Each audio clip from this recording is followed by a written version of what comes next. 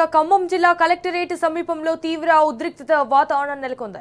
వెలుగుమట్ల భూధాన్ భూముల్లో పేదల ఇండ్లను తొలగించేందుకు పోలీసులు, రెవెన్యూ, కార్పొరేషన్ అధికారులు వేల సంఖ్యలో రావడంతో పరిస్థితి అయితే ఉద్రిక్తంగా మారింది. 4 జిల్లాల నుంచి వేల మంది పోలీసులు రంగంలోకి దింపారు. వందల సంఖ్యలో జేసీబీలు, ట్రాక్టర్లు, టిప్పర్లను సిద్ధం చేశారు. వినోబానగర్ గుట్టపైకి ఇల్లు నిర్మించుకున్న వారిని బలవంతంగా ఖాళీ చేయిస్తున్నారు. తిరగబడుతున్న బాధితులను కూడా అదుపులోకి తీసుకుంటున్నారు. కాంగ్రెస్ కు అనవసరంగా ఓటు వేశామని, తమకు నిలువనీడ లేకుండా చేస్తున్నారని బాధితులైతే ఆగ్రహం వ్యక్తం చేస్తున్నారు. అయితే ఉన్న ఫలంగా వెళ్లిపోమంటే ఎలా బ్రతకాలని ప్రశ్నిస్తున్నారు. ప్రభుత్వం తమకు ప్రత్యామ్నాయం చూపించాలని డిమాండ్ చేస్తున్నారు. మరోవైపు ఇటు ఘటనను కవర్ చేసేందుకు వెళ్తున్న మీడియా ప్రతినిధులను కూడా అడ్డుకొని బారికేడ్లు పెట్టారు. తమకు పైనుంచి ఆదేశాలు ఉన్నాయని, ఎవరికీ అనుమతి లేదని పోలీసులు హుకుం జారీ చేస్తున్నారు.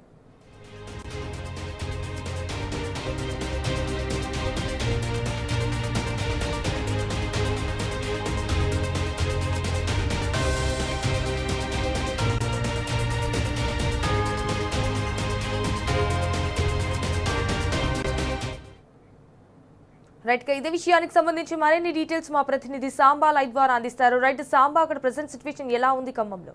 Watts updates?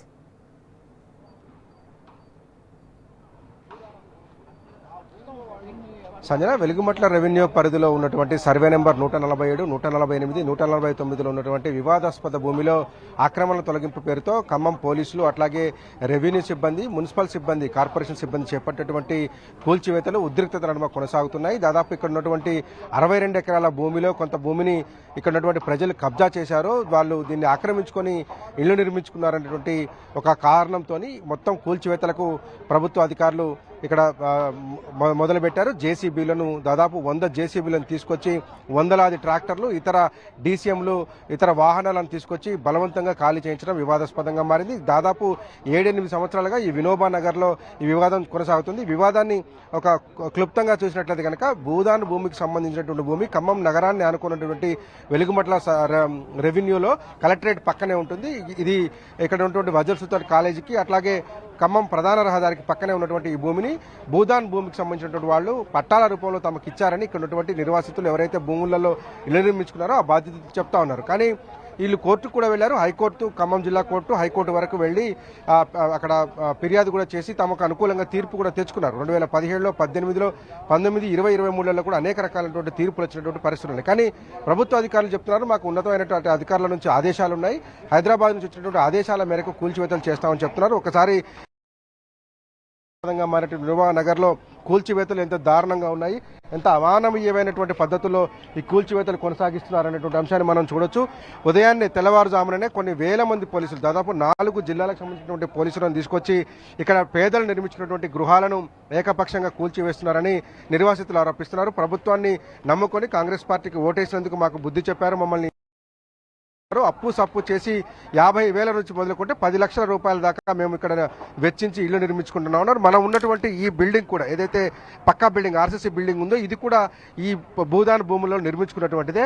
60 గజాల నుంచి 100 గజాలు, 90, 150 గజాల వరకు రకరకాల పద్ధతుల్లో పొందినటువంటి పట్టాలను ఆసరాగా చేసుకుని పేదలు, నిరుపేదలు నిర్మించుకున్నారు. వెళ్ళగొడితే ఆ రకంగా ఆటోలలో వెళ్లిపోతున్నటువంటి నేపథ్యం ఉంది. వందల మంది, వేల మంది పోలీసులను మోహరించి తీసుకొచ్చి ఇక్కడ దిగ్బంధం చేశారు. మొత్తం ఈ వినోబా నగర్ కాలనీ మొత్తాన్ని కూడా పోలీసు దిగ్బంధం చేసి బయటికి వెళ్లకుండా ఎక్కడికెక్కడ దిగ్బంధం చేసి ముందుకు తీసుకెళ్తున్నటువంటి పరిస్థితి వచ్చింది. కూల్చివేతలు పెద్ద ఎత్తున కొనసాగుతున్నాయి.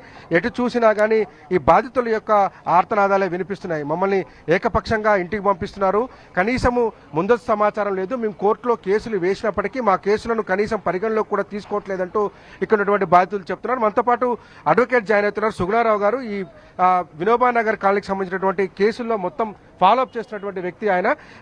సుగుణారావు గారు, అసలు ఏం జరుగుతుంది, ఈ కూల్చివేతలేంటి, వినోబా నగర్ కాలనీకి సంబంధించినటువంటి ప్రజలకున్న హక్కులేంటి? ఇది దుర్మార్గమైనటువంటి చర్య, అమానవీయమైనటువంటి చర్య.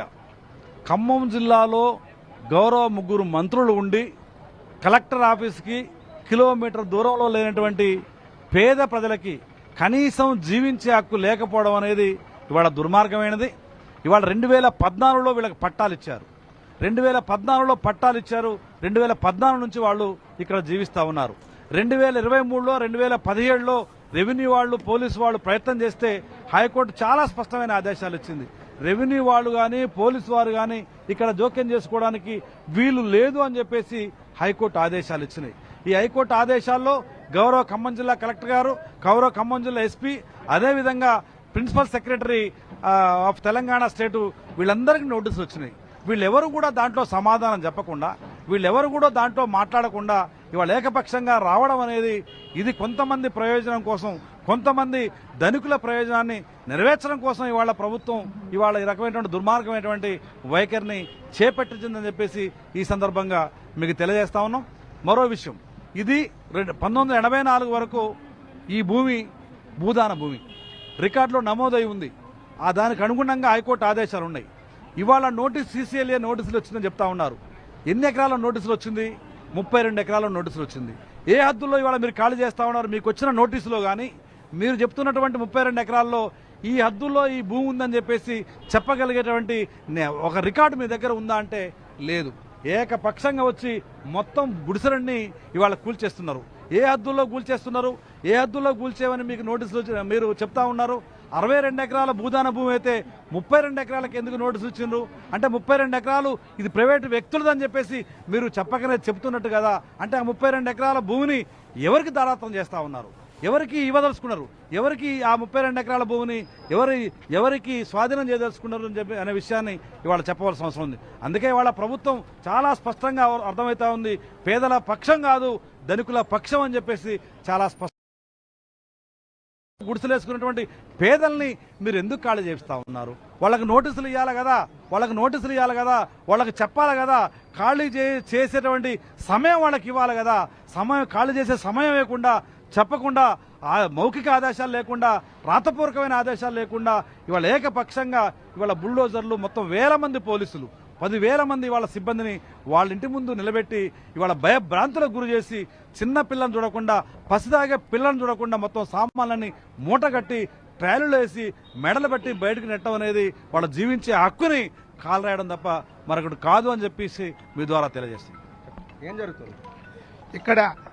జరగబోయేది ఇక్కడ ఏంటంటే నిరుపేదలు లేని వాళ్ళు ఇల్లు కట్టుకుంటే చాలా దారుణంగా తీసి పేదలకు ఇల్లు అని చెప్పి లేని వాళ్ళకి ఇల్లు ఇవ్వాలని చెప్పేసి కోరుతున్నాం. అదేవిధంగా ఇది భూదానమ భూ అని చెప్పేసి పేదోళ్ళు ఇల్లు కట్టుకుంటే పేదోళ్ళు ఇల్లు కూడా తీసేస్తారంటే ఇది ఎంత మట్టి న్యాయం అని చెప్పేసి మనం చేస్తున్నాం. అదేవిధంగా భూదానమ భూములైతే ఈ గ్రామాల్లో లేని పేద వాళ్ళకి ఇల్లు ఇస్తారని చెప్పేసి ఇల్లు కట్టుకునే లోపల కూడా వాళ్ళని ఇళ్ళని మొత్తం ఇలా పోలీసులు నిలబెట్టి ఇల్లు మొత్తం గూల్పే ప్రకారం చేస్తారు. ఇలాంటిది జరగద్దని చెప్పేసి మేము ఖండిస్తున్నాం. సిపిఎంఎల్ ఊడెం కలిసి సదరణ వర్గం మాది. చూడొచ్చు, వందల వేల మంది పోలీసులను తీసుకొచ్చి మోహరించి ఇక్కడ కనీసం మాట్లాడేటువంటి హక్కు కూడా లేకుండా, ఏం జరుగుతుందో బయట ప్రపంచానికి తెలియకుండా వరుసగా మున్సిపల్ సిబ్బంది, అట్లాగే రెవెన్యూ సిబ్బంది తీసుకొచ్చినటువంటి జేసీబీలు, ఇతర వాహనాలు, వందల మంది పోలీసులను పెట్టి ఇక్కడ ఉన్నటువంటి నిర్వాసితులను ఖాళీ చేయిస్తున్నారు. అప్పు సప్పు చేసి లక్షల రూపాయలు వెచ్చించి కట్టుకున్నటువంటి ఇళ్లన్నింటినీ కూలుస్తున్నారని చెప్పేసి నిర్వాసితులు ఆవేదన వ్యక్తం చేస్తున్నారు. తక్షణమే ప్రభుత్వం తమకు ప్రత్యామ్నాయమైన చూపించాలి, లేకపోతే ఈ భూమి మీద తమకున్నటువంటి హక్కులకు రక్షణ కల్పించాలని చెప్తున్నారు. గతంలో హైకోర్టు ఇచ్చినటువంటి తీర్పులను కూడా ప్రస్తావిస్తున్నటువంటి బాధితులు తమకు న్యాయం చేయాలని ప్రభుత్వాన్ని వేడుకుంటున్నారు. కాంగ్రెస్ ప్రభుత్వానికి ఓటేసి కాంగ్రెస్ రావాలని కోరుకున్నందుకు ఈ రకమైనటువంటి కూల్చివేతలు చేపడుతున్నారంటూ ఆగ్రహం వ్యక్తం చేస్తూ తక్షణమే ప్రభుత్వం స్పందించాలి, ఈ కూల్చివేతలు ఆపాలని చెప్పేసి వినోబానగర్కి సంబంధించినటువంటి కాలనీ వాసులు కోరుతున్నారు. ప్రభుత్వం స్పందించకపోతే కనుక గతంలో కోర్టు ఇచ్చినటువంటి ఆదేశాలను ఏం చెప్తున్నారు, వాళ్ళ తరఫున మాట్లాడుతున్నటువంటి అడ్వకేట్ సుగుణారావు గారు కూడా స్పష్టంగా చెప్తున్నారు. 62-63 ఎకరాల భూమిలో 32 ఎకరాలు 33 ఎకరాలకే సీసీఎల్ఏ స్వాధీనం చేసుకున్నటువంటి ఇది ఇచ్చింది. మిగిలిన ఎందుకు చేసుకోవడం లేదు? కొంతమంది ప్రైవేటు వ్యక్తుల యొక్క ప్రయోజనాలు కాపాడడం కోసమే ప్రభుత్వం ఈ రకమైనటువంటి కూల్చివేతలకు పాల్పడుతుందంటూ వినోబానగర్ బాధితుల పక్షాన మాట్లాడుతున్నటువంటి అడ్వకేట్ సుగుణారావు తెలియజేస్తున్నారు. All right, thank you for the updates, Samba.